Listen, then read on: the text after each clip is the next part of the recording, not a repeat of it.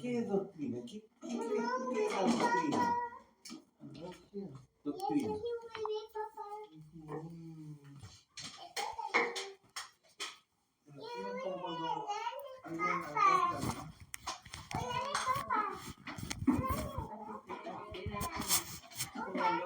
¿Mijita? Es como ser alguien que está... Tranquilo, Juan, con calma.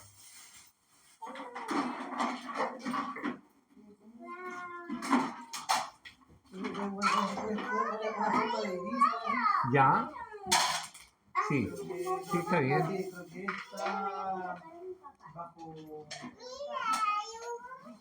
Ya. Sí, la doctrina, ¿cierto? Es como nosotros entendemos el pensamiento de Dios, que obviamente nos lleva a lo que tú decías, a vivir bajo esa forma de pensamiento. Existen muchas doctrinas, ¿ya? Y nosotros vamos a escribir alguna de acuerdo con nuestra forma de mirar la escritura. Tenemos doctrina calvinista, tenemos doctrina arminiana,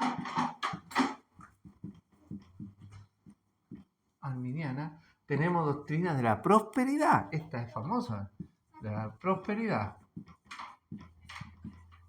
Tenemos doctrina dispensacionalista.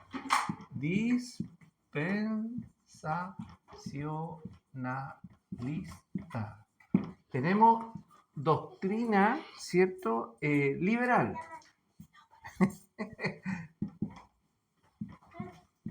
Tenemos doctrina ortodoxa.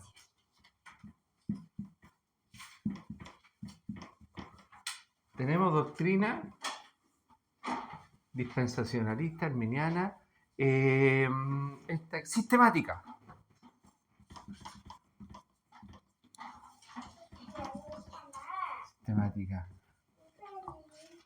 Y me faltan una serie de más que son, pero estas son las más, estas son las más conocidas. Ahora, la calvinista, por ejemplo, la iglesia de Gabriel, que es la iglesia 1, ¿cierto? Esa es una iglesia netamente calvinista. La iglesia del Nazareno, donde donde ustedes se casaron, ¿se acuerdan dónde se casaron? Bueno, esa iglesia practica es una doctrina arminiana, ¿cierto? Iglesia 1, esta iglesia del Nazareno, de la prosperidad, ¡puf! El G12. El G12 está metido con G12 ahí, con toda esta cuestión. El dispensacionalismo, ¿cierto? Por ejemplo, ubican al Dusin. Ya la iglesia de Alducin o la iglesia que el pastor Carlos también sigue a Chuy Olivares, ellos son dispensacionalistas. ¿Ya? Alducin. Esa tiene un nombre, la iglesia. ¿Ah? Ya vamos a llegar allá, ya vamos a llegar. La liberal, aquí hay varios, ¿no? Aquí están los católicos, aquí hay varias gente. La ortodoxa es la iglesia ortodoxa que nació en Inglaterra. Y la sistemática, y aquí tenemos, es la que estudia la escritura como un sistema. ¿Qué es lo que es un sistema? Por ejemplo, un auto funciona como un sistema, donde para que tú cuando haces contacto, ¿cierto? Tienes que echar a andar todo el sistema. Las luces, la batería, qué sé yo, el cigüeñal, el motor de arranque, las llantas. Pero si suponte tú, como sistema, te falla la batería, ¿qué pasa con el auto? Queda muerto. Tú no puedes usar el auto, ¿cierto? Si te falla el motor de arranque, muerto el auto. Porque es un sistema, es decir, son muchas cosas que funcionan unísono y unánimes en conjunto para que el sistema funcione. Y por lo tanto, ¿cierto? La doctrina sistemática es una serie de enseñanzas que cuando se desestabiliza alguna, no funciona. ¿Ya? Es decir, por ejemplo, cuando entran en duda con la soberanía de Dios. ¿Ya? Y entonces ahí queda controversias porque ahí empiezan los calvinistas, los arminianos, una cantidad de problemas. y de formas de ver. Ahora, Edith, ¿a cuál escribimos nosotros? Dispensacionalista. Es decir, por nuestra forma de pensamiento, por nuestra forma de enseñanza, nosotros estaríamos escribiendo a esta, ¿ya? Esta es la que nos ayuda bastante. No obstante que esta otra también es muy interesante porque yo enseño en base a la doctrina sistemática. Y la doctrina sistemática es muy buena, pero tiene muchas cosas. Está la soberanía de Dios, la responsabilidad humana, está, ¿cierto?, la gracia, está la salvación, la dispensación de los tiempos, un montón de cosas, pero es muy buena. Ahora, ¿qué nos caracteriza en el dispensacionalismo?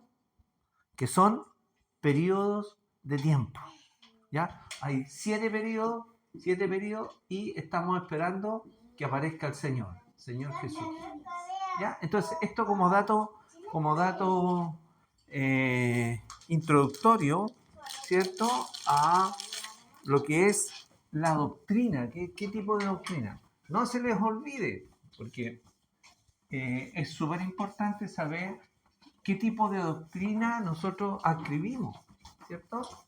Bien. ¿Quieren leer, por favor? ¿Alguien tiene la Biblia ahí a mano? ¿Quieren leer el libro de Efesios, capítulo 1, del verso 15 al 23? ¿Quieren leer?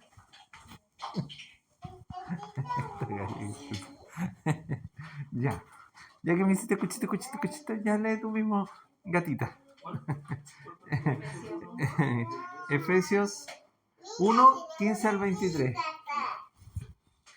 Por esta causa, también yo, habiendo oído de vuestra fe en el Señor Jesús y de vuestro amor para con todos los santos, no ceso de dar gracias por vosotros, haciendo memoria de vosotros en mis oraciones, para que el Dios de nuestro Señor Jesucristo, el Padre de gloria, os dé espíritu de sabiduría y de revelación en el conocimiento de Él, alumbrando los ojos de vuestro entendimiento, para que sepáis cuál es la esperanza a que Él os ha llamado, y cuál es la riqueza de la gloria de su herencia en los santos, y cuál la superimente grandeza de su poder para con nosotros los que creemos, según la operación del poder de su fuerza, la cual operó en Cristo, resucitándole de los muertos y sentándole a su diestra en los lugares celestiales.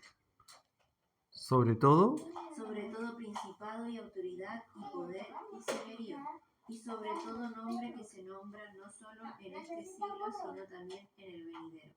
Y sometió todas las cosas bajo sus pies, y lo dio por cabeza sobre las cosas a la iglesia, la cual es su cuerpo, la plenitud de aquel que todo lo llena en todo. Amén. Gracias, Katy. Hace como 3 semanas que no veníamos acá porque habíamos estado subiendo a la iglesia, ¿cierto? Nos correspondía subir y después nos pidió el pastor que pudiéramos ayudarlo. Y bueno, en esta ocasión vamos a hacer una pequeña, un recordatorio de lo que vimos la última vez y que partía, ¿cierto?, con la causa. ¿Cuál es nuestra causa? Decíamos. La causa nuestra es el Evangelio. Por esta causa, Pablo, y tenía una serie de acontecimientos en la previa del capítulo 1, del 1, ¿cierto?, al 14, ahí estaban todas las causas por las cuales el apóstol había estado orando. Dice, por esta causa también, habiendo oído de vuestra fe en el Señor Jesucristo y de vuestro amor con todos los santos, no ceso de dar gracias por vosotros, haciendo memoria de vosotros mis oraciones. ¿Entiendes? Pablo hacía memoria de todas las cosas por la iglesia, por Éfeso. El haber sido escogido en él antes de la fundación del mundo. Esa es parte de la causa, para que fuésemos santos y sin mancha. Lo vimos. ¿Qué significaba ser santo y sin mancha? Por la adopción de hijos suyos por medio de Jesucristo.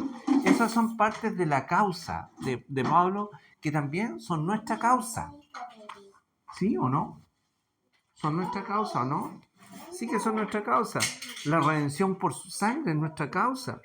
Fuimos libres de la esclavitud. el perdón de nuestros pecados. Esa es parte de la causa, ¿cierto?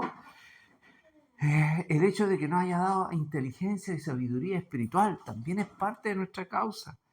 El hecho de que seamos para la gloria de la alabanza de su poder también.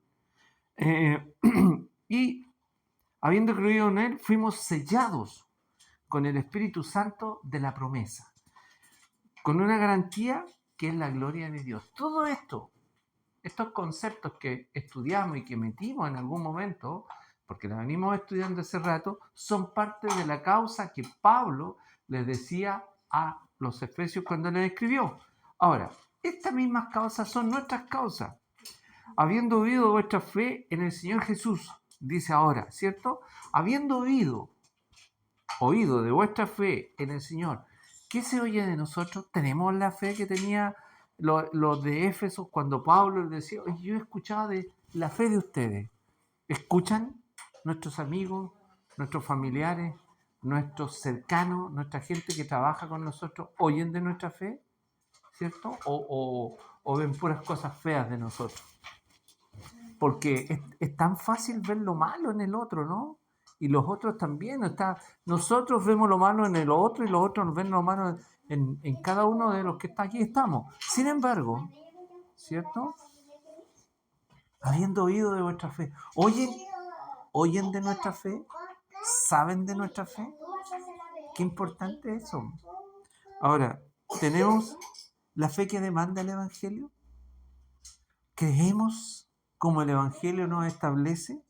Esto es parte de la doctrina, ¿cierto? El estudiar una doctrina, ¿cierto? Las doctrinas del mundo, tenemos el humanismo, qué sé yo, el pragmatismo, el deconstruccionismo, el construccionismo, el islamismo, tenemos todos los ismos, el socialismo y así el comunismo, son doctrinas. Pero la nuestra adscribe a este libro que es la Biblia. Ahora, pónganse a conversar con un comunista. El comunista maneja la doctrina, ¿entiende? La maneja. Si no 100%, pero maneja. El punto es, ¿nosotros manejamos la doctrina? Es el punto, ¿no? Saber defender con argumentos bíblicos la doctrina a la cual fuimos llamados. Fuimos llamados a ser parte de la doctrina. Y la doctrina nos alcanzó para que nosotros pudiéramos conocerla y defenderla. Ahora, esto implica acciones de fe. Porque el Evangelio, a diferencia de muchas doctrinas, el Evangelio como doctrina, uno de los elementos básicos es la fe. La fe, ¿cierto? La fe en el Señor Jesús. El punto es, ¿creemos o no creemos en Él? Sí creemos. ¿Creemos que Dios es nuestro Salvador? Sí, creemos que Dios es nuestro Salvador. ¿Creemos que Dios nos selló? Sí, creemos que Dios nos selló. Si yo le pregunto a ustedes, todos van a decir que sí. Pero ¿creemos que Él puede hacer cosas por nosotros que son de su voluntad? Por ejemplo, milagros. Creemos, ¿cierto? Porque lo hemos visto, ¿o no? ¿Por eso creemos? ¿Solamente porque lo hemos visto? ¿O porque nuestra convicción de Él nos enseña que Él todo lo puede cuando nosotros le pedimos a Él que haga tal cosa? De hecho, este día miércoles oramos harto y Matías llegó sin ningún problema, en circunstancias que era complejo, iba a ser complejo. Sin embargo, el Señor, para demostrarnos su poder, nos fue a dejar a la casa. A la casa. Y yo decía, Señor, ¿cómo tú obras de manera increíble? Qué bueno. Ahora, en la semana habíamos estado orando por otras cosas. ¿Cuántas veces hemos orado por estas niñitas? ¿Cuántas veces hemos orado por situaciones? Y el Señor responde. Porque esa es nuestra causa, esa es nuestra fe. ¿Ya? Ahora, ¿qué decía el apóstol? Por esta causa también, yo habiendo oído de vuestra fe y vuestro amor por todos los santos, no ceso de dar gracias por vosotros, haciendo memoria de vosotros en mis oraciones, para que el Dios de nuestro Señor Jesucristo, el Padre de gloria, nos dé espíritu de sabiduría y de revelación, ¿cierto? Ahora, ¿qué significa? Que Dios me dé sabiduría. ¿Para qué quiero sabiduría, Matías? ¿Para qué quiero revelación? ¿Por qué Pablo decía, oye, para que el Dios de nuestro Señor Jesucristo nos dé espíritu de sabiduría y de revelación en el conocimiento de Él, alumbrando los ojos de vuestro entendimiento? ¿Para qué? ¿Para qué es bueno eso? ¿Por qué Pablo oraba por ellos para eso? Ah, además de eso, ¿qué más? Para que sepamos vivir. Si la doctrina, y ahí concuerdo contigo, Juan, ¿cierto? Es el conocimiento de Dios para poder vivirlo como forma de vida.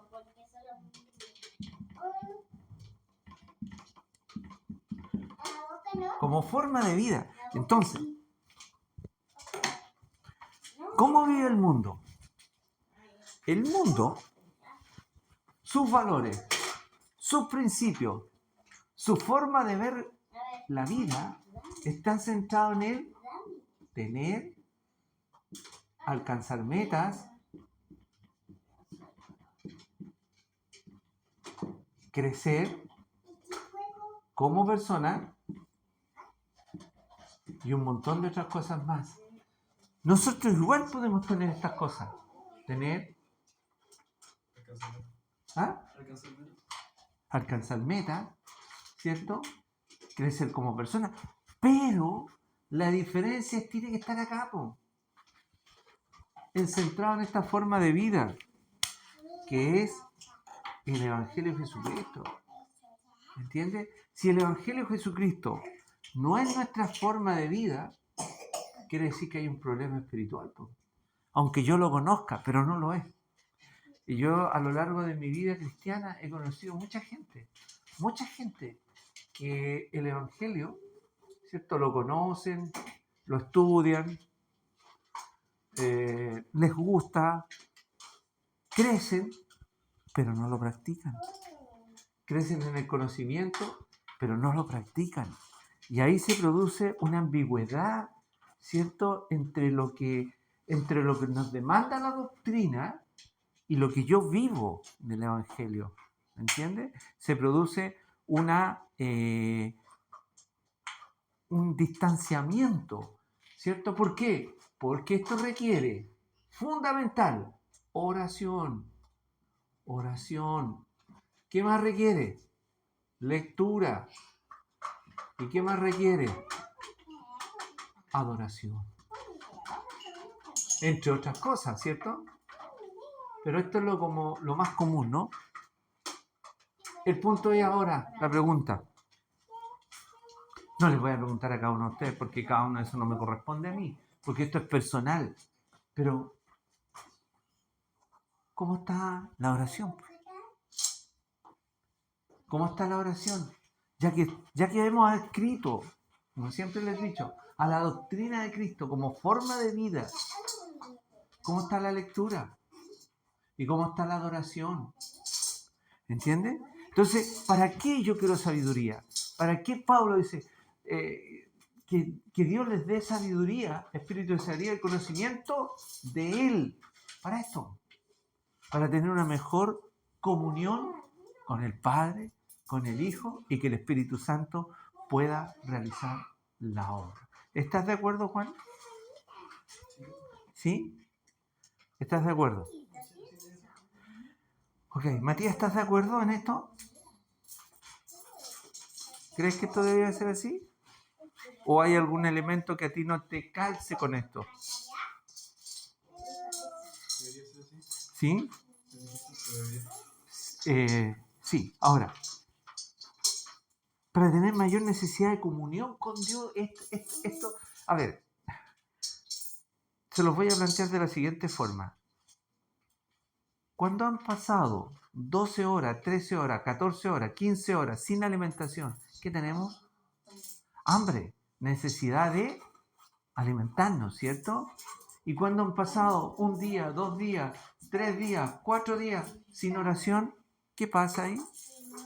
¿Qué pasa? ¿Qué pasa cuando pasa más de mediodía o un día sin que yo tenga oración, sin que tenga comunión con Dios. No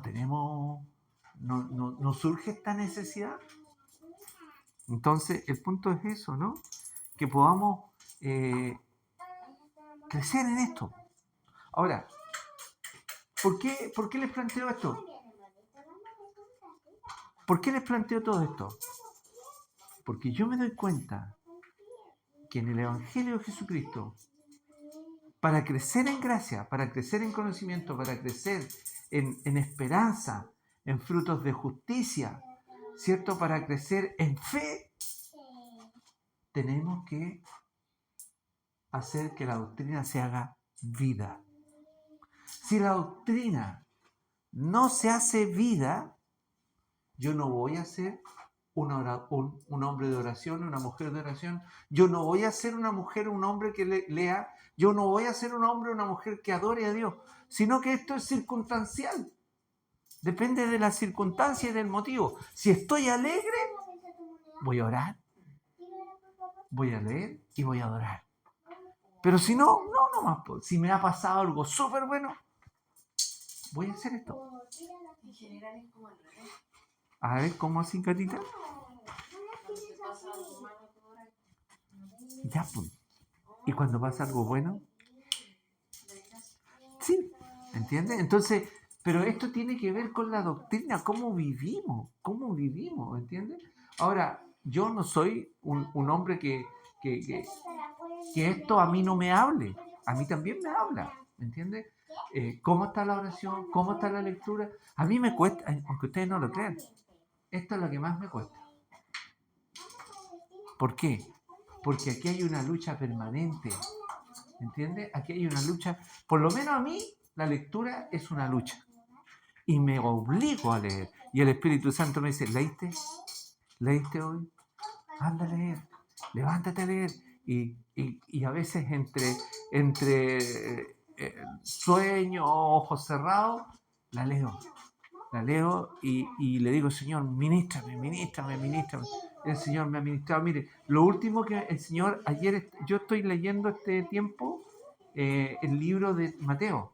Y el libro de Mateo, por ejemplo, el libro de Mateo en el capítulo 13, lean el verso 33, que es una maravilla, ¿no?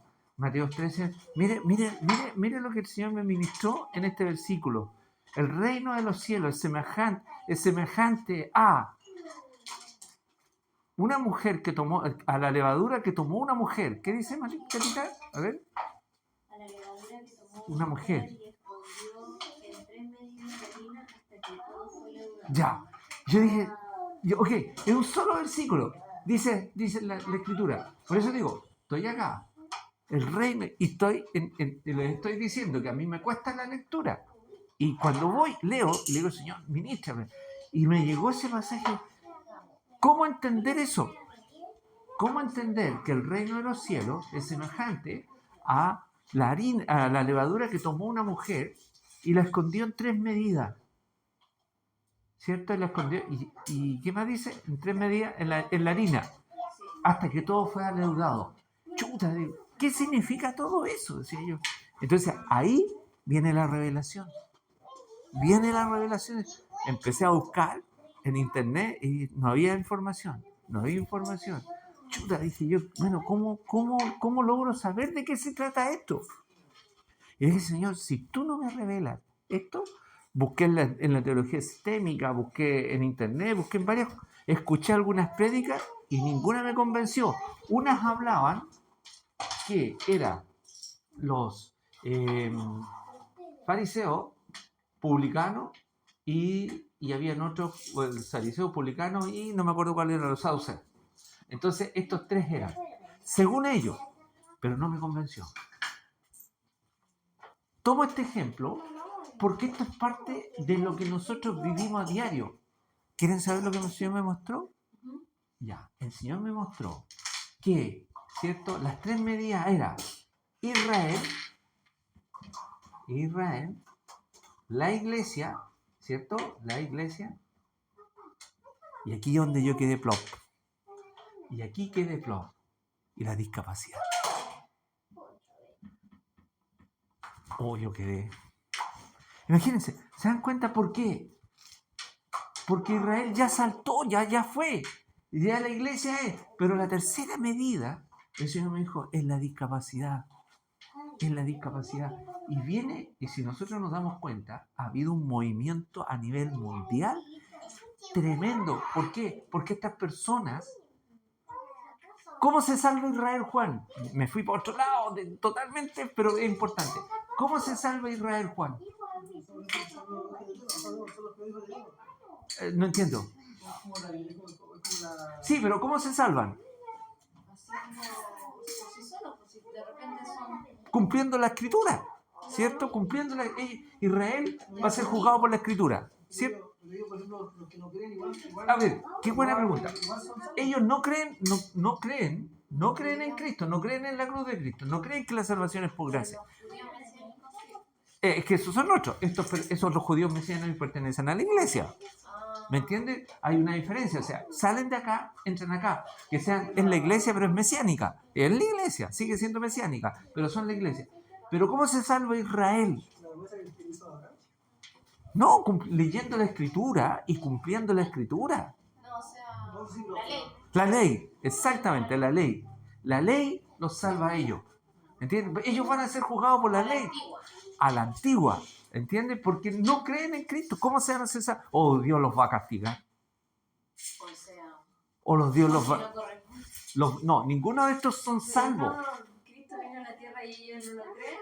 Lo rechazaron. Su sangre sea sobre nosotros y sobre nuestras generaciones. Ok, lo rechazaron. Dios estableció la cruz, Dios estableció la iglesia. ¿Por qué ellos lo rechazaron? Estableció la iglesia. La iglesia se salva por Cristo. ¿Cierto? Por Cristo. Por ninguna condición humana. Ellos se salvan por la ley. ¿Y estos?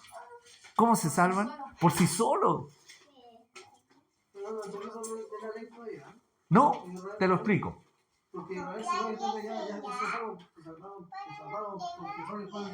Juanito. Mira, quedémonos hasta aquí. Antes que viniera Cristo. Quedémonos, Juanito, quedémonos desde el Génesis hasta Juan el Bautista. Juan el Bautista. Hasta ahí. ¿Cómo se salvaban antes que apareciera Juan el Bautista?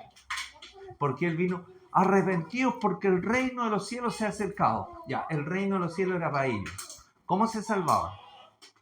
Cuando moría un judío, ¿cómo se salvaba? ¿Cómo llegaba al cielo el judío? No llegaba al cielo, sino que llegaba ¿a dónde? Al seno de Abraham. Excelente respuesta. ¿Cómo llegaban al seno de Abraham? Porque la ley, ¿cierto?, les daba cómo hacerlo y cómo mantenerse puros, ¿me entiendes? Cómo mantenerse puros. Ellos tenían un ceremonial para cada cosa y la ley los amparaba en eso. ¿Sí? ¿No, Juan, todavía? ¿Sí? Ahora, hay una facultad que yo volvamos. Pucha, ya me fui para otro lado, pero no importa. ¿Cuáles son las 5 facultades? Libertad, conciencia, que es la que te quiero... Libertad, intelecto y sensibilidad. Ya, la conciencia. Aquí, Juan, aquí es cuestión de conciencia. Porque el pueblo de Israel tenía la ley, ¿cierto? Tenía la ley. Y los que no eran del pueblo de Israel, ¿cómo se salvaban? Por conciencia, ¿cierto? Lo que le dictaba su corazón delante de Dios de hacer lo bueno y lo malo, por conciencia. Todos los que no eran judíos se salvaban. ¿Me entienden? Ya, la iglesia, ¿cómo se salva? ¿Cómo se salva la iglesia ahí?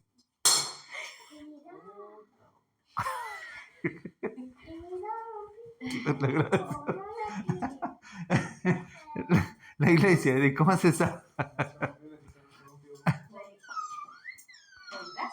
Por gracia, en Cristo por gracia, ¿cierto? Y acá viene lo nuevo. Acá, esta gente se salva por condición de no poder desarrollar la mayor de las facultades del ser humano. ¿Cuál es la mayor facultad del ser humano? el intelecto. ¿Entiendes? Si el ser humano... Pero no sé, viene siendo cierto tipo de discapacidad, pues, no cada discapacidad. Claro, porque si es ciego, pero tiene condición normal, por eso es que quiero aclarar esto. Si es ciego, pero es normal, es un problema sensorial, no es un problema intelectual. ¿Me entiendes? Si es auditivo, si es sordo, es un problema sensorial, no es una discapacidad sensorial, no es intelectual. Ahora, si el sordo o si el ciego tiene una discapacidad intelectual, habría que evaluar. ¿Me entiendes? Ahora, de cierta condición, donde no se puede desarrollar el pensamiento, por ejemplo, si es un normal lento, le cuesta, es lento, pero desarrolla pensamiento. Si es un limítrofe, también desarrolla pensamiento. Si es un retardo mental leve, un déficit cognitivo leve, aquí ya empezamos con las dificultades, aquí ya habría que evaluar. Porque estos no desarrollan pensamiento como para llegar a entender conceptos como los abstractos. Y ahí entra esto. ¿Entiendes? Ahora, si es moderado, no, eso nada que ver. O sea, ellos son salvos por condición. Moderado, severo y profundo son por condición. Son por condición humana. Tienen un déficit intelectual que no les permite hacer transferencia, inferencia, deducción, inducción, pensamiento hipotético, pensamiento inferencial, pensamiento transductivo, etcétera, etcétera, etcétera, en relación a pensamiento. Y al no hacer ese tipo de pensamiento, obviamente, son hombres y mujeres salvos. ¿Por qué? Porque tú les explicas la cruz, no tienen idea. Te pueden decir sí, inclusive algunos pueden aceptar a Cristo, pero no saben lo que es, porque no les da el pensamiento. Vuelvo, después de todo este raro recorrido, ¿qué es lo que es la doctrina?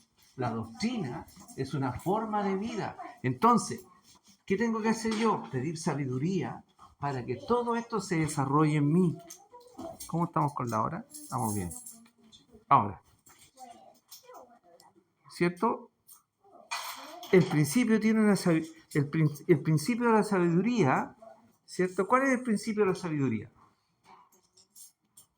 El temor de Dios, ¿cierto? Ahora, los doctos desprecian esto porque no les interesa.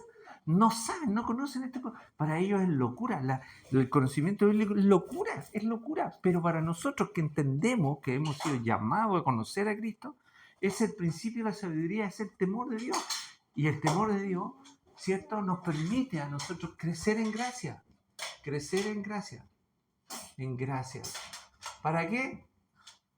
Para adquirir mayor comunión con Cristo, con Dios y Cristo. ¿Sí? ¿Sí? Perfecto. Ahora, ¿cuál es el fin de la sabiduría? Si tiene un principio, ¿cuál es el fin de la sabiduría? Si el principio de la sabiduría es el temor de Dios, ¿cuál sería el fin? Estar preparado para la vida eterna. Ese es el fin de la sabiduría. Estar preparado para la vida eterna. ¿Y cómo nos preparamos para la vida eterna? Primero, nosotros ya alcanzamos salvación. Ya somos salvos, ¿cierto? Estamos claros que somos salvos. ¿Cómo nos preparamos para la vida eterna? De santificación, pues.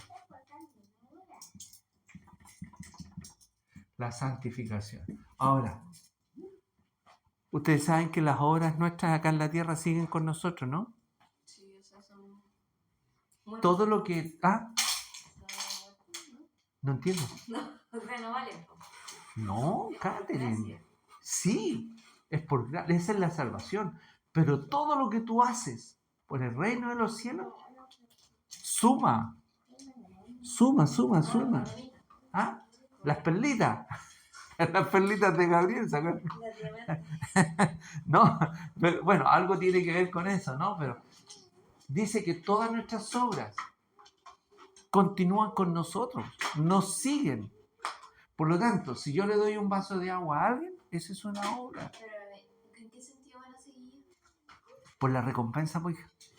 ¿Entiendes? Todo lo que tú haces... ¿Ya no va a haber que hacer ese tipo de cosas? No, Katy. todas estas obras que tú hiciste estando en Cristo, se te suman para la recompensa. Cuando nosotros vamos al tribunal de Cristo, no al juicio final, el tribunal de Cristo va a ser un juicio, ¿cierto? ¿Es de condenación? No, no, es un juicio de recompensa, donde tú, ¿cierto? Vas a ser sometido por Cristo a un análisis de toda tu vida, de todo lo que tú hiciste. Todas estas cosas positivas y negativas. Ahora, el Señor es justo, ¿cierto? Y las cosas malas, ¿cómo lo hace? Porque están todas escritas. No, se olvida. Sí, o sea, Dios los pecados te perdona y se olvida. Pero las obras quedan contigo. Las obras quedan escritas. Porque cuando se abrieron los libros de la vida, estaban los muertos fueron juzgados por cada una de las cosas que en ellas estaban escritas de ti, de mí. Por cada una de las cosas que hicimos. Ahora, la suma de esto va a ser que tú tengas una recompensa en retribución del Padre para contigo. Y ahí tienen, ¿se acuerdan lo que hemos aprendido de las coronas? La corona de la vida, la corona de esperanza, todas las coronas, las 7 coronas. Ahora, todo esto, Dios te lo va a retribuir. ¿Saben por qué? Porque eso es lo que nosotros no tenemos claro, no tenemos una mirada del reino. El reino en los cielos es de la eternidad hasta la eternidad. Entonces, si es de la eternidad hasta la eternidad, nosotros tenemos una mirada de mundo. Tenemos una mirada de mundo. Nosotros no miramos sobre el mundo, sobre la eternidad, desde la eternidad hasta la eternidad. Entonces, todas estas recompensas, todas estas cosas que el Señor nos va a dar, no son para este mundo. Son para la eternidad. Por lo tanto, todo lo que yo he hecho, fíjense, ¿cuál es el llamado? ¿A qué te llamo yo? ¿A qué te llamo a ti, Juan? ¿A qué te llamo a ti, Eddie? ¿A qué te llamo a ti, Katy? ¿A qué te llamo a ti? ¿A qué me llamo a mí? A servirlo. ¿Cierto? El mayor privilegio de un hombre, de una mujer, es servirlo. ¿En qué? En lo que Dios te pone. Tú tienes que ser pastor, tienes que ser diaconisa, No, tú tienes que trabajar en tu oficio, en tu profesión, y ahí tú haces una restauración de tu profesión para que el reino de los cielos crezca. Y eso es el llamado que tenemos. A ir al mundo y ser sal y luz del mundo. ¿Sí? A eso te llamó Dios. A ser sal y luz del mundo, dando testimonio. Que esto es lo que nos cuesta. ¿Sí? Y todo eso, todo lo que tú hagas por la obra del Señor, está escrita. Y en el juicio, que es un juicio no condenatorio, punitivo, es un juicio punitivo, sí, bien digo, pero no es condenatorio. Y por lo tanto, vas a tener recompensa de acuerdo con lo que cada uno hizo estando en este mundo. Porque no se olviden que esto es transitorio. Y vamos a entrar a la eternidad. ¿Sí? ¿Sí, Juan? Ya. Veamos algunos conceptos y con esto terminamos. Colosenses 3, 23, 25. Edith, ¿lo puedes buscar, por favor? Mira qué lindo versículo, Edith, te tocó leer. Colosenses 3, 23, 25. Mira que tiene que calza justo lo que lo venimos diciendo. Y todo lo que hagáis, hacedlo de corazón, como para el Señor, y no para los hombres, sabiendo que del Señor recibiréis la recompensa de herencia. Un minutito. Sabiendo que del Señor recibiréis la recompensa de la herencia. Siga. Porque a Cristo al Señor Servís. mas el que hace injusticia recibirá la injusticia. Y quiere porque no hay acepción de personas. ¿Les quedó claro que todo esto que estamos compartiendo hoy día tiene un sustento bíblico? ¿Se dan cuenta? Proverbios 22:4, Juanito, a ver. Matita, por favor, Apocalipsis 22, 12. Y señora Katy, Romanos 2, 2, 6. Riqueza, honra y vida son las remuneraciones de la humanidad y del temor de Jehová. Ah, ¿qué les pareció? ¿Ah? Dice, riquezas, honra y vida son la remuneración de la humanidad y del temor de Jehová. Ya, esta es nuestra versión seguramente, ¿ah? Pero sí, o sea, habla del temor de Dios que tiene una recompensa. ¿Qué dice según Apocalipsis 22, 1, 2, don Matías? Después me mostró un río limpio de agua de vida. Apocalipsis 22, 1, 2, 12. 12. Y aquí yo vengo pronto, y mi galardón conmigo, para recompensar a cada uno según sea su obra. Ya. ¿Qué les pareció? Yo vengo pronto con mi galardón para cada uno según sea su obra. Matías, ¿y tú que estás trabajando en la mina, qué obras haces por la iglesia? Ninguna, porque no estás llamado a la iglesia, no tienes un llamado, quizás más adelante sí, pero por ahora tú no tienes un llamado, ¿cierto? A estar en la alabanza, a estar en la administración, enseñar en una escuela dominical, salir a misionar. No, pero ¿cuál es tu llamado? El trabajo digno, ¿cierto? A donde tú estés, que glorifique tu vida a Jesucristo. ¿Se dan cuenta? Y eso es la recompensa. Eso va a tener recompensa. Y Catita, ¿ven? Romanos 2, 2, 6. Mas sabemos que el juicio de Dios contra los que practican tales cosas es según verdad. ¿Y piensas esto, oh hombre? ¿Tú qué juzgas? A los que tal hacen y hacen lo mismo, que tú escaparás del juicio de Dios, o menosprecias la riqueza de su benignidad, paciencia y longanimidad, ignorando que su benignidad te guía Al arrepentimiento. pero por tu dureza y por tu corazón no arrepentido atesoras para ti Mire, mismo ira para el día de la ira y de la revelación del juicio de Dios, ajá. el cual pagará a cada uno conforme a sus obras. ¿Se dan cuenta? Pagará a cada uno conforme a sus obras. Y miren, todo esto tiene que ver con el fundamento, con la doctrina. El fundamento, esto es fundamento. Lo que les acabo de compartir es fundamento sólido del Evangelio. Y con esto terminamos. Veamos, por favor, 1 Corintios 3, 1, 1 Corintios 3, del 11 al 15. Por favor, Edith, ¿lo puedes leer tú? 1 Corintios 3, sí. 11 al 15.